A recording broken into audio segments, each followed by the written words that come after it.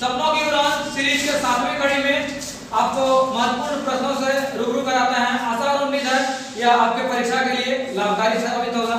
आइए हम आगाज करते हैं पहले प्रश्न। पहला प्रश्न क्या है, हल करना है 250 का 27% माइनस 1000 का 0.02% का मान क्या होगा। क्या क्या विद्यार्थी करता, 250 का मतलब गुना 27/100 माइनस 1000 का मतलब गुना 0.02% मतलब नीचे कितना 100। अब क्या करता है, 20 कट गया, ई यदि दशमलव उड़ाता 1 लिखता, फिर 2 जीरो, फिर ई वाला क्या हो गया कट गया। इसमें क्या करते, 50 दूनी 100, 50 बचे कितना 100, 250। अब इसको गुना करके या 5/2 ढाई हो गया, 27 गुना ढाई कितना 27 गुना ढाई कितना 27 गुना 2.5, 27 दूनी 54, 54 का आधा 54 हो गया, इसका आधा कितना 13.5, मेरा कितना हो गया 67.5 माइनस 2/2 कितना 0.2। अब इसको यदि हम घटाते तो कितना मिलता 67 कितना 30। मेरा पहला ऑप्शन क्या हो गया आंसर हो गया। इससे यदि फास्ट बनाना है तो हम क्या क्या कर सकते हैं उस चीज को हम देखते हैं। सबसे पहले परसेंटेज का मतलब 2 जीरो कैंसिल, परसेंटेज खत्म। आगे हम करते हैं परसेंटेज का मतलब क्या था 2 जीरो, 1 जीरो खत्म किए, 1 जीरो इससे खत्म। अब हम यदि 27 गुना 25 करते तो मेरा कितना था 675, 1 जीरो बचा था, 1 अंक के बाद क्या कर दिए 10 वाला बैठा दिए। इसमें क्या कहानी था, इसमें कहानी आ रहा था परसेंटेज और 2 जीरो कट गया, यहाँ 1 जीरो था, यहाँ क्या करना था 10 गुना 2 कितना 20 लिख दे, यहाँ पर 2 के बाद दशमलव दे 2 के बाद। अब इसको यदि हम घटा दे आराम से मेरा ऑप्शन क्या मिलता फर्स्ट मिलता। इससे का के बदले गुना करने के क्या हो गया थोड़ा फर्स्ट हो गया। आगे चलो, आगे काफी अच्छा क्वेश्चन है हमारा, टोकरी में रखा है हम हर मिनट में 2 गुना होता है, यदि टोकरी 30 मिनट में भर जाती है तो आधी टोकरी भरने में कितना टाइम लगेगा। क्या क्वेश्चन का मकसद समझना, क्वेश्चन का मकसद समझना है कि टोकरी एक टोकरी है, टोकरी में जितना सारा आम है उससे लेना देना नहीं है, लेकिन बोला हर एक मिनट में 2 गुना होता है। इसका मतलब यदि 1 मिनट में इतना था तो 2 गुना में क्या आ जाएगा बढ़ जाएगा। यदि टोकरी में इतना है मतलब इसका 1/4 है, जितना यहाँ जितना रहेगा हर एक मिनट में 2 गुना। इसका मतलब आज 5 को था, अगला दिन 10 को, फिर कितना 20 को, फिर कितना 40 को। अब विद्यार्थी हमारे यहाँ तक 2 गुना केवल हो रहा था नहीं, मकसद समझना है कि बोला यदि टोकरी पूरा जो है 30 दिन में भर रहा था, हर मिनट 2 गुना, हर एक मिनट में 2 गुना आ रहा था, और कहानी था 30 मिनट में टोकरी पूरा आ रहा था। ये जो टोकरी में आम था कितना मिनट में फुल हो रहा था 30 मिनट में। तो बोला हमको बताइए आधा टोकरी भरने में, तो आधा टोकरी भरने में ये टाइम लगेगा कितना मिनट लगेगा 29 मिनट लगेगा। इसीलिए लगेगा 29 मिनट में, 29 मिनट में यदि आधा टोकरी भरा होगा, अगला मिनट में बोला 2 गुना हो जाता, 29 मिनट में आधा होगा तब ना अगला मिनट में क्या हो गया टोकरी। यही बोला यदि टोकरी पूरा 30 मिनट में भरता है तो आधा कितना मिनट में होगा 29 मिनट। आगे चलो, आगे बोला 5000 रुपया के लिए 10% वार्षिक दर से 3 वर्षों के साथ साधारण ब्याज और चक्रवृद्धि ब्याज का अंतर बताइए। क्या क्वेश्चन बोला, बोला मूलधन दिया हुआ है, समय दिया हुआ है, दर दिया हुआ है, बोला क्या निकालिए तो साधारण ब्याज और चक्रवृद्धि ब्याज निकालिए, दोनों का अंतर निकालिए। अब विद्यार्थी क्या करेगा, साधारण ब्याज के लिए मूलधन गुना समय गुना दर बटे इसका मान निकालेगा। चक्रवृद्धि ब्याज के लिए क्या करेगा, सूत्र था मूलधन गुना 1 जो रेट बटे 100 पर पावर समय माइनस कितना 1। अब ये दोनों जो रिजल्ट होगा, इस रिजल्ट में बड़ा मान चक्रवृद्धि ब्याज होगा, इस रिजल्ट में इसको घटा देगा, बोला अंतर क्या आ जाएगा निकाल जाएगा। यदि इसको फास्ट तरीके से बनाना है तो हम क्या कर सकते हैं, बोला 10% है और 3 साल के लिए। साधारण ब्याज जो होता है हर एक साल के लिए सेम होता है, कहने का मतलब पहला साल 10 तो दूसरा साल 10 तो तीसरा साल 10। इसका मतलब तीनों साल में फाइनल जो ब्याज हुआ क्या प्रतिशत हो गया 30%। आगे यदि चक्रवृद्धि ब्याज का बात होता है तो चक्रवृद्धि ब्याज में क्या होता है उस चीज को देख लो। पहला यदि 10% और 3 साल होता है, इसको हम क्या करते हैं पहले इन दोनों को कंबाइन करते हैं एक में। इन दोनों कंबाइन कैसे करते हैं 10 प्लस 10 गुना 10 बटे कितना 100, तो क्या मिलेगा परसेंटेज 10 10 20 20 है कितना प्रतिशत 21%। अब इन दोनों का कंबाइन कैसे होगा 21 और 10, तो 21 प्लस 10 प्लस 21 गुना 10 बटे 100, ये बड़ा चल गया 21 10 कितना 31, और ये इसको भाग देना तो 2.1 मतलब 31 और 2 कितना 33 मतलब 1। 33.1 ई कंडीशन से ब्याज मेरा कितना 30%। इसका मतलब दोनों में अंतर कितना प्रतिशत 3.1%। अब यदि 3.1% का मान हम निकाल लेंगे तो अंतर पता चल जाएगा कैसे। ये 100% का मान कितना 5000 नहीं तो हम सीधा लिखेंगे 5000 गुना इसका क्या प्रतिशत का मान निकाला अंतर कितना 3.1 प्रतिशत का मतलब ई जीरो साहब ई दशमलव बढ़ा के देगा और जीरो ई साहब इसका मतलब 5 गुना कितना 31 कितना हो गया 155 आंसर। आगे चलो आगे सवाल था संख्या से रिलेटेड दो संख्या का अनुपात 3:5 है यदि उसका लघुत्तम 120 है तो संख्या क्या होगा। तो संख्या वाला लघुत्तम महत्तम वाला सवाल में हम बताए थे दो तीन चीज ध्यान रखना है क्या क्या इससे रिलेटेड जो क्वेश्चन पूछ सकता है तो पहला क्वेश्चन पूछ सकता है पहली संख्या गुना दूसरी संख्या वाला लघुत्तम गुना महत्तम। कहने का मतलब पहली संख्या दे देगा दूसरी संख्या दे देगा लघुत्तम दे देगा महत्तम बोलेगा निकालने के लिए। चार क्वांटिटी में कोई भी तीन को दे देगा तीन को बोलेगा निकालने के लिए। अगला चीज हम सिखाए थे यदि दो संख्या का अनुपात दिया हुआ है और लघुत्तम या महत्तम का मान दिया हुआ कभी लघुत्तम का मान देगा बोलेगा महत्तम का निकालने के लिए महत्तम का मान देगा लघुत्तम। एक और एग्जांपल हम ले लेते हैं जैसे 3:5 है यदि लघुत्तम इसका दिया हुआ है 120 और नहीं तो महत्तम दिया हुआ मान लिया 8 महत्तम कितना दिया हुआ है 8। यदि इस संख्या में बोले लघुत्तम निकालने के लिए क्या निकालने के लिए लघुत्तम। तो लघुत्तम कैसे निकालते हैं बोला ये जो अनुपात दिया हुआ है और ये महत्तम दिया हुआ है सबको गुना कर दे मतलब 3 × 15 15 कितना 120 तो आपका क्या निकल जाएगा लघुत्तम निकल जाएगा। यदि आपको निकालना है महत्तम के लिए क्या दिया रहेगा जितना लघुत्तम दिया हुआ जैसे इस सवाल में दिया हुआ मेरा लघुत्तम कितना 120 तो बोला यदि महत्तम निकालना है लघुत्तम जितना दिया हुआ उस संख्या को रख दीजिए बट ये जो अनुपात वाला है इन दोनों को गुना करके भाग दे दीजिए 3 बचा कितना 15 इसका मतलब महत्तम का मान मेरा कितना निकला 8। अब यदि हमको महत्तम का मान बोलता है मेरा 8 आंसर आता है लेकिन क्वेश्चन क्या बोला क्वेश्चन बोला संख्या बताइए महत्तम का मतलब हो गया कि दोनों के घर में जाता है अनुपातिक नियतम 3 अनुपात कितना था 5 तो 8 से इसको मल्टीप्लाई कर देंगे 8 दिया कितना 24 55 40। यदि फास्ट तरीका से बनाना है तो हम क्या क्या कर सकते हैं उस चीज को और देखो एक तरीका ये हो गया। दूसरा तरीका हम बना सकते थे बोला दो को संख्या है दोनों का अनुपात होना चाहिए कितना 3:5 3:5 इसको यदि सॉल्व करते हैं क्या ये 3:5 है देखो तो 7 से यदि घटाते हैं 7 × 21 3 बचे 15 हो सकता है। इसको यदि घटाते हैं 9 × 27 9 × 15 ये भी है 8 × 24 ये भी है और ये भी है लेकिन अब सैटिस्फाई होना चाहिए दोनों का लघुत्तम कितना होना चाहिए 120। चारों ऑप्शन को हम चारों ये संख्या था जिसका लघुत्तम होगा 120 वही मेरा क्या आ जाएगा आंसर है। अब लघुत्तम का मतलब होता है इस संख्या से भाग लगना चाहिए यही ना लघुत्तम का 30 और 50 में 50 से भाग लगेगा नहीं लगेगा ये बात खत्म हो गया। इसको देखो यदि 27 से हम देंगे तो 120 में लगेगा नहीं लगेगा। 21 और 35 से भाग लगेगा 21 से लगेगा नहीं लगेगा इससे भाग लग जाएगा। तो दोनों तीनों तरीका में जो पसंद हो उस हिसाब से क्या करें आगे चलो। आगे क्वेश्चन है हरीश और विमल किसी काम को 20 दिन में पूरा कर सकता है 15 दिन तक दोनों साथ काम किया इसके बाद विमल ने काम छोड़ दिया शेष काम हरीश कितना दिन में कर दिया 10 दिन में कर दिया। तो बताइए अकेला हरीश कितना दिन में काम पूरा करता। आराम से हम बनाएंगे क्या क्या बोला हरीश और विमल काम को कितना दिन में पूरा करता है 20 दिन में। इसका मतलब एक दिन में काम कितना किया होगा 1/20। अब बोला 15 दिन तक दोनों साथ में काम किया जब एक दिन में 1/20 तो 15 दिन में 3 × 15 5 20। इसका मतलब हो गया कि 3/4 काम मेरा फिनिश हो गया 3/4 काम फिनिश हो गया। तो शेष जो काम बच गया वो कितना 1 में 3/4 घटा दीजिए कितना काम बच गया 1/4। अब बता जाए 1/4 काम बच गया बोला विमल छोड़ दिया तो विमल जब छोड़ दिया तो बचा कौन हरीश बोला हरीश के लिए 1/4 का काम बचा था बोला हरीश कितना दिन में करता है 10 दिन में।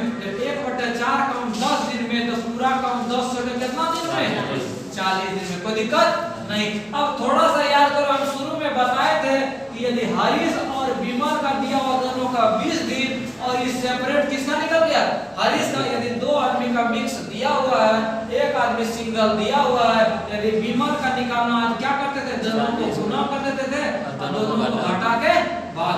तो ये कितना 40 में 20 घटाया 20 ये 20 बड़ा चल गया तो बचा मेरा कितना दिन 40 दिन है। इसका क्वेश्चन को देखने के बाद दिमाग में आना चाहिए सेम चीज था यहाँ भी सेम चीज अंतर सिर्फ इतना था a + b × a - b। तो क्या होगा a² - b²। इसका मतलब a² ब्रैकेट से घेर दिए, उसका का मतलब गुना 13 जोड़ कितना 15। इसको हम हल करते 3 का स्क्वायर 9 और √2 का स्क्वायर 2, तो 9 दूनी कितना 18, 18 में 2 का स्क्वायर कितना 4 घटा दिए गुना 13 जोड़ कितना 15, 18 में 4 घटाए कितना 14, 14 गुना 13 जोड़ कितना 15। अब इसको यदि गुना यूनिट डिजिट पकड़ के कोई विद्यार्थी गुना करेगा उससे फास्ट आप कर सकते हैं। यहाँ टाइम मैनेजमेंट का पता 4 दिया कितना 12 मतलब यूनिट डिजिट 2, यहाँ 5 2 5 कितना 7, अंतिम अंक कितना था 7, तो आंसर कर दिया। नहीं तो गुना करेंगे तो और टाइम लगेगा। आगे चलो, आगे दो संख्याओं का योग 25 और बीच का अंतर कितना 15 है, तो बोला दोनों संख्याओं का अनुपात क्या होगा, दोनों संख्याओं का अनुपात क्या होगा। जब विद्यार्थी नहीं जानेगा तो वो क्या करेगा, बोले दो संख्याओं का योग है तो लिखेगा x + y = 25, बोला दो संख्याओं का अंतर कितना है 15 है। अब विद्यार्थी क्या करेगा, इसको सॉल्व करेगा 2x = 25 15 40, तो x का मान कितना 20, फिर इसमें रखेगा y का मान कितना 5, फिर बोलेगा दो संख्या का अनुपात निकालिए, तो इन दोनों संख्या का 20/5 मतलब कितना 4:1। जो फास्ट करेगा वो क्या दिमाग लगाएगा, बोलेगा अच्छा दो संख्या का जोड़ दिया होता, दो संख्या का घटा दिया होता। हम क्या करते हैं, बड़ा वाला तो संख्या रहता कि जोड़ और घटाव को जोड़ के 2 से भाग कर देता है, तो 25 और 15 कितना 40, 2 से भाग दिए इसका मतलब एक संख्या कितना 20। दूसरा संख्या में क्या करेंगे, इन दोनों को घटाएंगे तो कितना हो गया 25 में 15 घटा दिए 10, 2 से भाग दिए कितना 5, यही ना, इसका मतलब 4:1 कितना 1। तो फास्ट यही सब है, टाइम मैनेजमेंट फास्ट करना। आगे चलो, बोले दो संख्याओं का योग कितना है 16 है, उनका गुणनफल 63 है, तो दोनों संख्याओं के व्युत्क्रम का योग क्या होगा। जो नहीं जानेगा तो क्या करेगा, उस चीज को देखो, बोला दो संख्याओं का योग, दोनों संख्या का योग कितना है 16, x + y = 16, बोला उसका गुणनफल 63 है, इसका मतलब x y = कितना 63। इससे क्या करेगा, x का मान निकलेगा 63 बटा कितना y, इस समीकरण में रखेगा तो किसका मान निकल जाएगा x और y। मान ले जाए वो समीकरण संख्या आ गया 10, एगो आ गया कितना 6, बोला इस संख्या के व्युत्क्रम का योग मतलब इसका उल्टा करके जोड़, एगो संख्या 10 है इसका उल्टा 1 बटा 10, इसका उल्टा 1 बटा कितना 6, इसका जो भी होता वही उसका क्या हो जाता आंसर हो जाता। यदि जल्दी में बनाना है तो हम क्या कर सकते हैं, तो हम दिमाग लगा सकते हैं। क्या दिमाग लगा सकते हैं, तो बनाते बनाते तुम्हारा दिमाग फास्ट हो सकता है। 63 होना चाहिए, गुना करके तो दिमाग में तुरंत आगे कौन संख्या ले जो कि गुना करने पे 63 आ जाएगा, 9 और 7, 9 7 63 भी हो गया, और इन दोनों संख्या को जोड़े तो कितना हो गया 16 हो गया। अब बोला इसका व्युत्क्रम, तो अभी भी विद्यार्थी 1/9 जोड़ 1 कितना करेगा 7 करेगा। इससे फास्ट हम कौन क्या कर रहे थे, लघुत्तम ले रहे थे कितना 63, फिर दोनों संख्या को जोड़ रहे थे, मेरा 16 कितना हो रहा था 63। तो तुमको फास्ट में क्या करना है, संख्या मेरा 7 और कितना निकला था 9।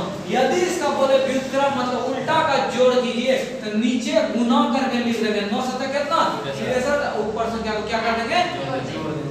आगे चलो, किसी वृत्त का क्षेत्रफल 154 है तो वृत्त की परिधि क्या होगी। अब इस सवाल के लिए जो वृत्त का परिधि जो नहीं जानेगा तो उसके लिए नहीं बनेगा। वृत्त का परिधि कितना πr, इसका मान कितना 154 कितना 154। अब पाई का मान कितना 22/7 गुना r² और कितना 154, ई दोनों के नंबर में 7 बार में r² का मान हो गया 7 गुना 7, r का मान कितना 7। जब r का मान 7 निकल गया, अब बोला था वृत्त का कथी बनाइए परिधि, और हम जानते हैं वृत्त का परिधि 2πr मतलब 2 गुना 22/7 गुना 25, 7 दूनी कट गया 22 दूनी कितना 44। आगे चलो, आगे बोला एक विद्यालय में किसी परीक्षा में 60% सफल हुए और असफल विद्यार्थी का संख्या 240, दोनों हम बराबरी करते हैं। क्या बोला, एक परीक्षा लिया 60% विद्यार्थी सफल मतलब पास हुआ, जब 60% विद्यार्थी पास हुआ, बोला असफल विद्यार्थी कितना है 240।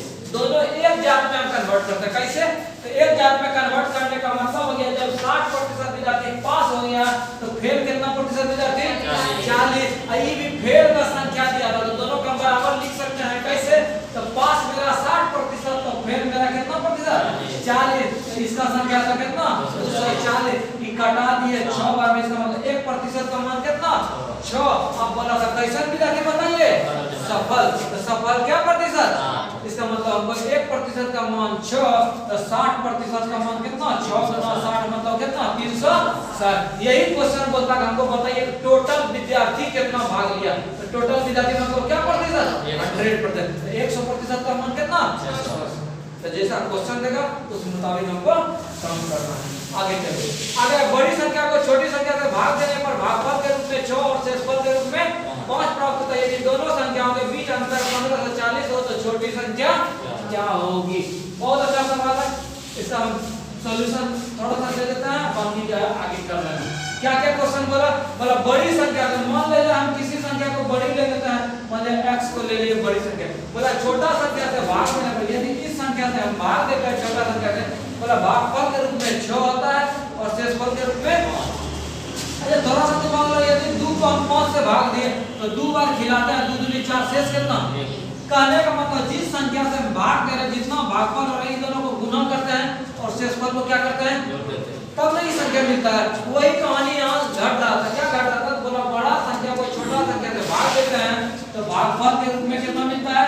6 और शेषफल के रूप में कितना मिलता है? 5 मिलता है। बोला दोनों संख्याओं के बीच अंतर कितना है? 1540।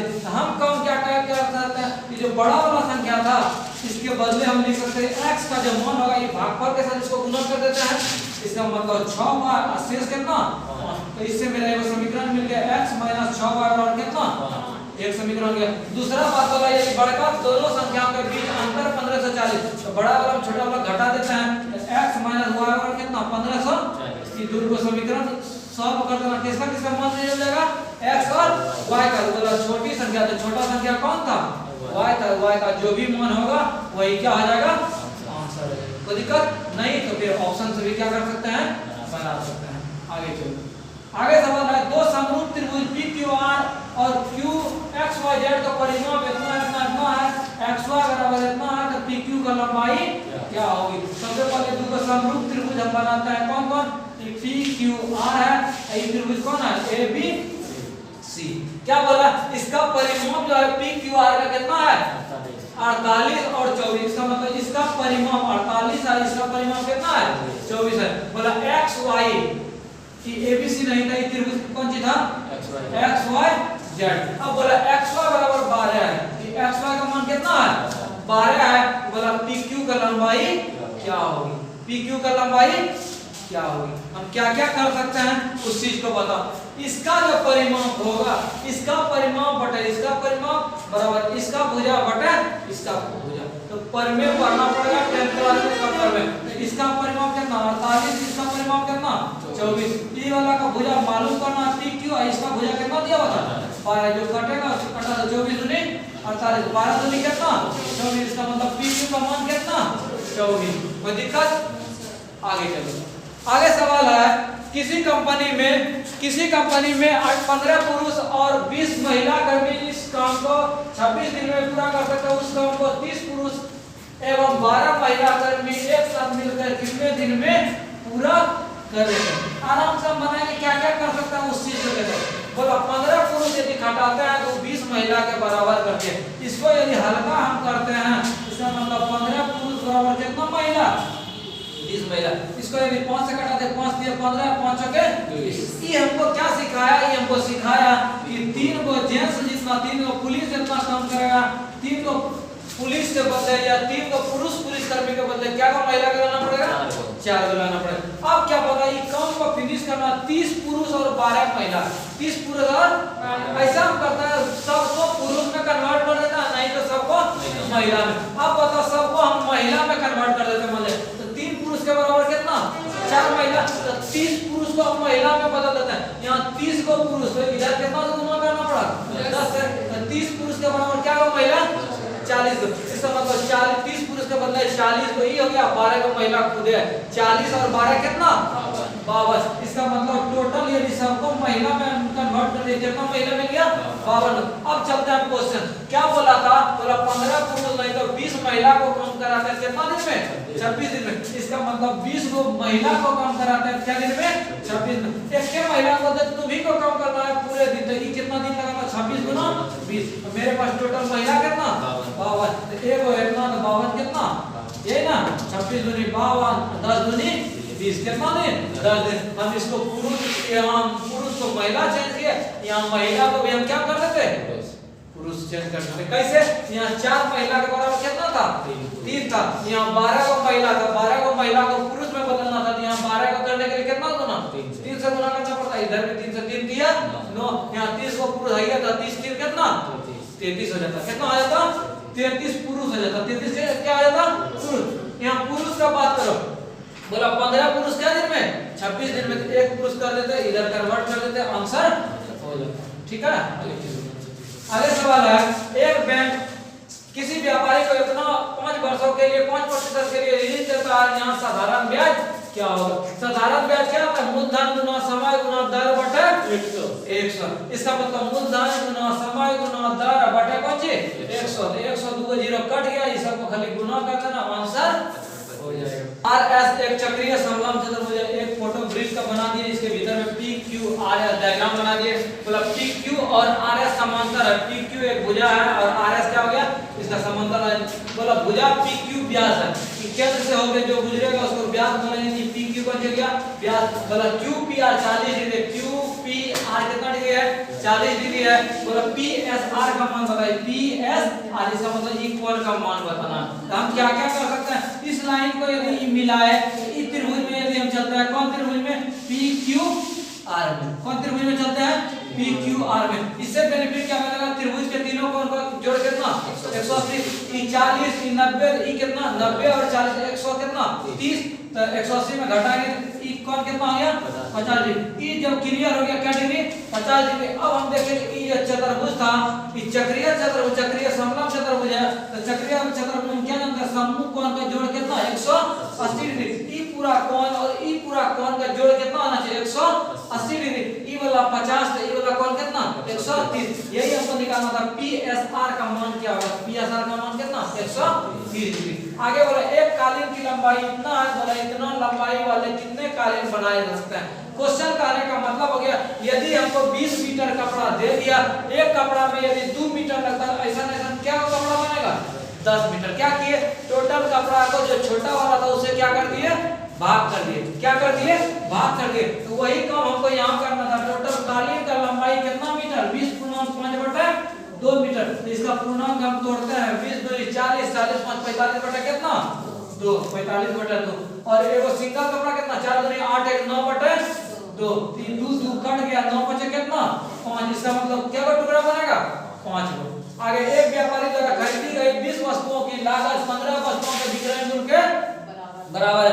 इस ढंग के क्वेश्चन में हम क्या बोले थे, जो लागत मूल्य है उसको विक्रय मूल्य कर देना, विक्रय मूल्य को लागत, तो ई हो गया 20 वस्तुओं की लागत, मतलब खरीद मूल्य था, तो ई कौन से गया विक्रय मूल्य, 20 हो गया, 15 वस्तुओं के विक्रय मूल्य, तो 15 कौन से हो गया क्रय मूल्य हो गया। अब बताओ विक्रय क्रय मिल गया, 20 को विक्रय है, 15 को बचे क्रय है, तो लाभ क्या हो 5 को, तो लाभ गुना 100 बटे क्रय क्या हो 15 को 5 दिया 15, 100 3 से भाग देंगे, 100 में कितना 33 कंप्लीट। आगे चलो, एक छोटी कंपनी में महिला और पुरुष कर्मियों की संख्या का अनुपात 2:3 है, कंपनी में पुरुष की संख्या 90 हो, तो बताइए कुल संख्या कितनी है, कुल संख्या कितनी है। देखो कितना आराम से बता, महिला और पुरुष का अनुपात 2:3। अब क्वेश्चन मतलब पुरुष कर्मचारी का संख्या 90, यहाँ पुरुष कर्मचारी किस अनुपात में था 3, इसका मतलब 3 का वैल्यू मेरा कितना दिया होता 90, तो 1 का वैल्यू कितना 30, जब 1 का वैल्यू 30 तो बोला टोटल कर्मचारी 3 तो कितना 5, 1 का वैल्यू 30 तो 5 का वैल्यू कितना आंसर। आगे चलो, आगे बोले इसको हल करना है, हल आराम से कर सकता है, क्या करेंगे 15 गुना 14 कर देना, -3, 3 का स्क्वायर कितना 9, 9 और 17 जोड़ देना 26, फिर इसको गुना करके इन दोनों को जोड़ देना, इसमें घटा देना, जो होगा आंसर हो जाएगा। आगे चलो, कल वाला देखो एक बार फिर से सवाल आया, इसके पीछे सीरीज में बताए थे, हर एक सीरीज में ऐसा क्वेश्चन 100% आएगा। क्या करेंगे, इतना हमको कुछ नहीं करना था, हम कल सिखाए थे, ये सेम है, बोला इसका स्क्वायर, तो ये 9 था तो क्या करे ठंडा का दिन आ गया, 9 का स्क्वायर में 2 को क्या कर देंगे घटा देंगे, 9 का स्क्वायर 81, 81 में 2 घटा देंगे कितना 79। दो संख्या का महत्तम 6 है, लघुत्तम इतना है, एक संख्या इतना है, दूसरी संख्या क्या होगी, शुरू में ही चर्चा किए थे क्या लघुत्तम गुना महत्तम, लघुत्तम गुना महत्तम मतलब 6 गुना 84 बराबर 42 गुना दूसरी संख्या, लघुत्तम गुना महत्तम बराबर पहली संख्या गुना दूसरी संख्या, 42 दूनी कितना 84, तो 6 दूनी कितना 12 आंसर। एक कक्षा में 48 छात्र है, एक छात्र की उपस्थिति उसकी कुल संख्या का 3/8 है, अनुपस्थित कितना। अब बताओ टोटल विद्यार्थी 48 और 3/8 निकल अनुपस्थित कितना 5/8 टोटल विद्यार्थी कितना 48 और 48 का मतलब 56 से कितना आंसर एक तरीका ये हो गया। नहीं तो विद्यार्थी क्या करेगा टोटल 48 विद्यार्थी उपस्थित कितना 3/8 तो 48 गुना 3/8 जो रिजल्ट निकलेगा फिर 48 में उसको घटाएगा तो कितना निकलेगा 30 निकलेगा। आगे चलो sin 23 डिग्री बटे cos 67 degree plus cos 71 degree बटे sin जो विद्यार्थी सही से त्रिकोणमिति पढ़ा होगा वो फटाक से लिख देगा। हम बताए थे sin और cos में कॉम्बिनेशन है जैसे दीपक और बाती का है 90 डिग्री पुराने वाला में ये दोनों यदि 90 डिग्री पूरा है ये दोनों कट के कितना हो जाएगा एक ये दोनों 90 डिग्री पूरा कट के कितना हो जाएगा एक जो एक कितना दो। जो विद्यार्थी नहीं जानेगा वो क्या करेगा तो उसको देखो यहाँ लिखेगा sin 23 डिग्री बटे यहाँ cos 67 है इसको भी sin पे कन्वर्ट करेगा यहाँ लिखेगा sin 67 में 90 माइनस कितना फिर लिखेगा ऊपर cos 71 है तो नीचे को भी मतलब cos में बदलेगा कैसे मतलब sin 19 को लिखेगा 90 माइनस कितना 71 यही ना sin के बदले sin 19 के बदले 90 माइनस 71। अब बताओ sin 25 यहाँ sin 10 डिग्री यहाँ sin 90 माइनस थीटा कौन सी यहाँ cos यहाँ क्या था cos तो सब कम चेंज कर cos 90 minus theta sin theta ई कट के कितना एक यहाँ sin 90 माइनस थीटा से क्या आ जाता यहाँ कितना हो जाएगा sin 90 minus theta cos theta ई भी कट के एक एक कितना जितना देर में वो कन्वर्ट करेगा उतना देर में तुम आंसर रंग के तैयार हो जाएगा। जितना मन से पढ़ेगा उतना नजदीकी और आसान हो जाएगा। आगे चलो आगे बोला tan theta plus cot theta का मान 5 है तो tan square theta plus cot square theta plus 2 tan square 60 degree का मान क्या होगा। तो हम आराम से बना सकते कैसे tan theta plus cot theta का मान दिया हुआ यहाँ थोड़ा सा पचड़ा क्या था यहाँ पर tan square plus cot square ऐसा हम करते हैं इसको यदि हम स्क्वायर कर देते हैं तो इधर भी स्क्वायर कर देंगे इससे फायदा क्या मिलेगा tan square theta plus cot square theta plus क्या मिलेगा 2 tan theta into cot theta बराबर कितना 25। इससे बेनिफिट क्या मिलेगा tan theta into cot theta ये दोनों कट जाएगा जी सर कट जाएगा। यहाँ हमको मिला tan square theta plus cot square theta plus 2 को उधर भेज दिए 25 में तो कितना तो इसका मतलब ये पूरा पार्ट का मान जो tan square plus cot square theta कितना प्लस 2 इनटू अब जिस विद्यार्थी को tan 60 डिग्री का मान नहीं मालूम होगा तो उससे सही बनेगा tan 60 का मान कितना √3 का स्क्वायर यहाँ 23 हो गया प्लस √3 का स्क्वायर 3 3 दूनी कितना 6 23 और 6 कितना 29 आंसर। आगे चलो एक खंभे के शीर्ष और पास 20 मीटर की दूरी पर स्थित है उसका उन्नयन कोण 45 डिग्री है तो खंभे की ऊंचाई क्या होगी। एकदम आराम से बनाए बोला एक खंभे के शीर्ष और उसके पास 20 मीटर की दूरी पर है क्या बोला देखो खंभा है खंभा के शीर्ष उसके पास बिंदु से 20 मीटर पर स्थित एक बिंदु है बोला एक खंभा है खंभा का शीर्ष एक खंभे के शीर्ष का उसके एक खंभा का शीर्ष है ना शीर्ष बोला शीर्ष है उसके पाद बिंदु से उसका पाद बिंदु से 20 मीटर की दूरी पर स्थित है बिंदु बोला ये बिंदु से कितना मीटर की दूरी पे स्थित है 20 मीटर बोला उन्नयन कोण 45 डिग्री इसका मतलब ये 20 मीटर की दूरी पे है यहाँ से जो कोण बना था कितना डिग्री 45 डिग्री बोला खंभा का ऊंचाई बताइए जो खंभा यही पूछा था इसका क्या कीजिए ऊंचाई बताइए। यदि हम tan का फार्मूला लगाते तो एंगल कितना था 45 तो tan थीटा बराबर कौन चीज लंब बटे तो लंब ही मालूम नहीं था तो वाट बटे ये कितना और tan 45 का मान कितना 1 बटे वाट बटे कितना गुना तो नहीं दोनों करेंगे 20 गुना 1 कितना 20 है किसी ऑप्शन में 20 क्वेश्चन है 3 पर पावर n इसका रूट है बोला 729 है बोला n का मान क्या होगा। हम आराम से बनाएंगे 3 का पावर n इस रूट को उधर यदि भेज दिया कितना हो गया 729 का कौन की स्क्वायर। अब हम बताओ 729 जो करेगा 729 का गुणनखंड निकालेंगे तो आराम से 729 का गुणनखंड निकालेंगे। देखो जिसको याद रहेगा वो तुरंत करेगा 3 से फिर खेलेगा 81 3 यहाँ कितना 27 फिर 3 3 9 फिर 3 से 1 2 3 4 5 6 इसका मतलब 3 पर पावर कितना 6 इधरों पे पावर था कितना इसका मतलब 3 पर पावर कितना दोनों साइड कंपैरिजन के इधरों 3 इधरों 3 तो n का मान कितना आंसर। आगे चलो बोला इसका बहुलक निकालना क्या निकालना है बहुलक तो जो सबसे अधिक बार आता है उसी को बोलते हैं बहुलक तो 65 इसमें सबसे अधिक बार 2 बार आया था इसलिए मेरा बहुलक कितना आंसर। आगे चलो बोला बेलनाकार टंकी का क्षमता मतलब आयतन दिया हुआ था और जिस विद्यार्थी को बेलन का आयतन मालूम नहीं होगा उसे नहीं बनेगा। बेलन का आयतन कितना बराबर कितना 600 76। इसमें क्या क्या चीज दिया हुआ था उस चीज को देखो। इसमें दिया हुआ था कि टंकी का त्रिज्या 21 है, आर का मान कितना 21, तो 22/7 गुना आर का मान 21, 21 गुना 21 गुना एच बराबर कितना 23।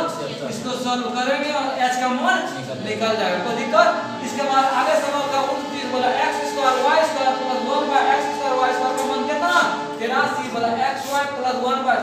सेम करके तरह जो ठंडा का मौसम है पूरा स्वेटर जैकेट पहन लिया है, स्क्वायर वाला था, बोला ठंडा का दिन खत्म, इसका मान निकालना मतलब इसका स्क्वायर खत्म कर देना। तो क्या सिखाया कि ई वाला जो रिजल्ट है इसमें 2 क्या कर देना घटा देना है, तो 81 में 2 घटा दिए 81 और वर्गमूल निकाल दिए जिसका मान कितना 9। गाड़ी है दोनों समूह चलता है, मतलब एक रेलगाड़ी इधर से दूसरा रेलगाड़ी इधर से, बस इधर से जो रेलगाड़ी चलता है इसका स्पीड 70 किलोमीटर और इधर से जो रेलगाड़ी चलता है 80 किलोमीटर प्रति घंटा। बोला एक दूसरे को 30 सेकंड में पास करता है, कितना सेकंड में 30 सेकंड में। बोला एक रेलगाड़ी पहला जो है इसका लंबाई है 300 मीटर, कितना मीटर 300 मीटर, तो बोला दूसरा रेलगाड़ी का लंबाई क्या होगा। हम सिखाए थे एक रेलगाड़ी इधर से चले दूसरा रेलगाड़ी इधर से चले तो दोनों ट्रेन का जो स्पीड है वो जुट जाता, दोनों स्पीड जुट जाता। तो 70 और 80 कितना हो गया 150 किलोमीटर प्रति घंटा। और हम बार-बार हम सिखाए रेलगाड़ी के सवाल है सबको एक जात में कन्वर्ट कर देना है। कहने का मतलब यदि